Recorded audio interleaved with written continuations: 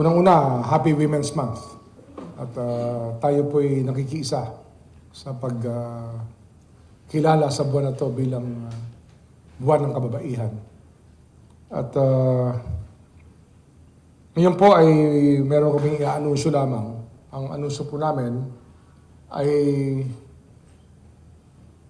isasalang na ang kaso laban kay Pastor Apollo Kibuloy at sa kanyang mga kasama for child abuse under 7610. Of course, merong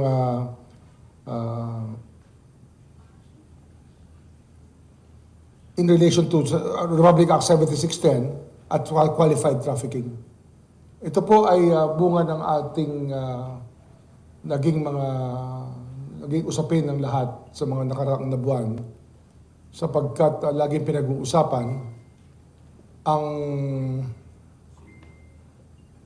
issue ng extradition at napag-isip-isip po ng aming departamento na marahil tingnan muna natin ang ating sariling bakuran kung ating pong titingnan ang extradition.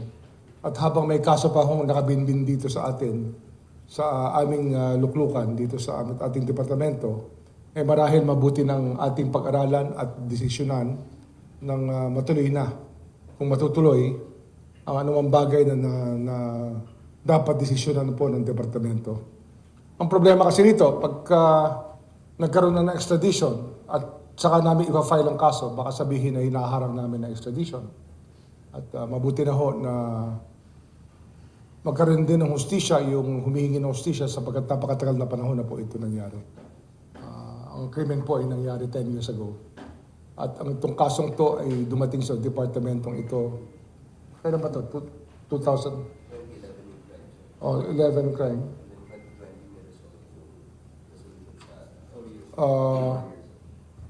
Yun, 4 years na po. Ito nakabinbin dito. At yung isa't kalahating taon nga ay sa ilalim namin.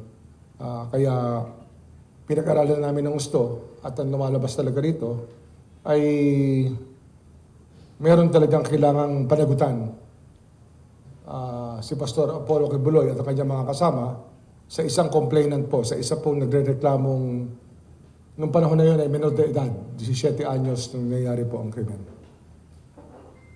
Kaya yun po yung aming ibinabalita sa inyo. Ito po'y hindi madaling gawin. Marami kasing pag-aalinlangan ng tao, may kuro-kuro, pero sa amin po, trabaho po ay trabaho. At kailangan isa lang na po ang kasong ito. Secretary, kailan po planong i-file ang kaso? Ganito yan, no? Ang order of things dito, no? Kasi yung decision po ay nagawa na, naka-barcode na po ito. Ang kailangan po ay dalhin muna ito sa Davao at utusan ang sabihin sa city prosecutor ng Davao na i-file ang kaso at alinsunod dito dahil meron pong dalawang krimen na naganap dito. Yung isa pong krimen naman ay qualified trafficking na dapat naman i-file dito sa Pasig. Kaya hindi ho simpleng kaso ito.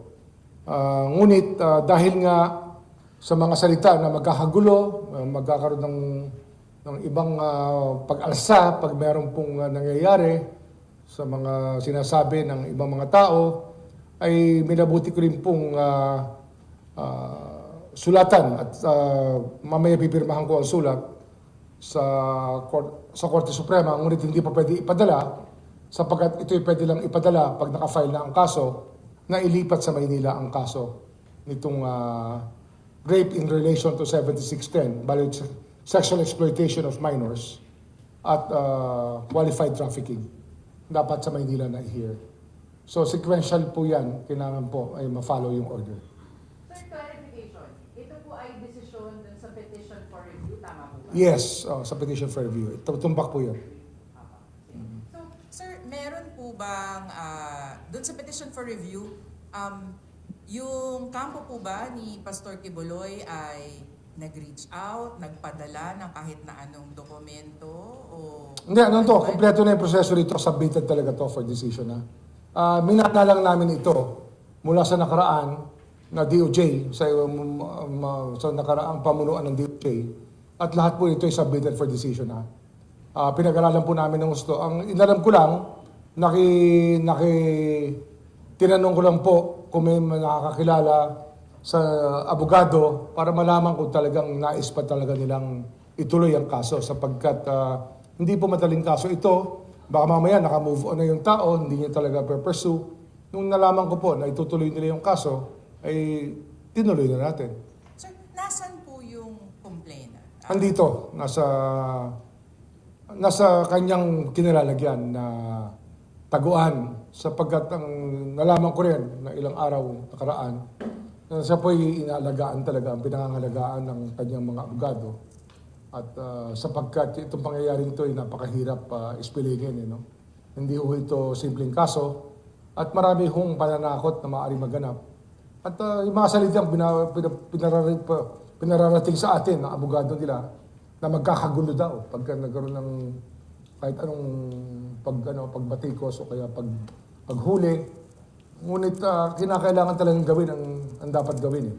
Mabigat po ito sa kalooban natin na papatol tayo sa ganitong kontrobersiya sa init ng lahat. Ngunit kailangan po natin gawin ang dapat gawin.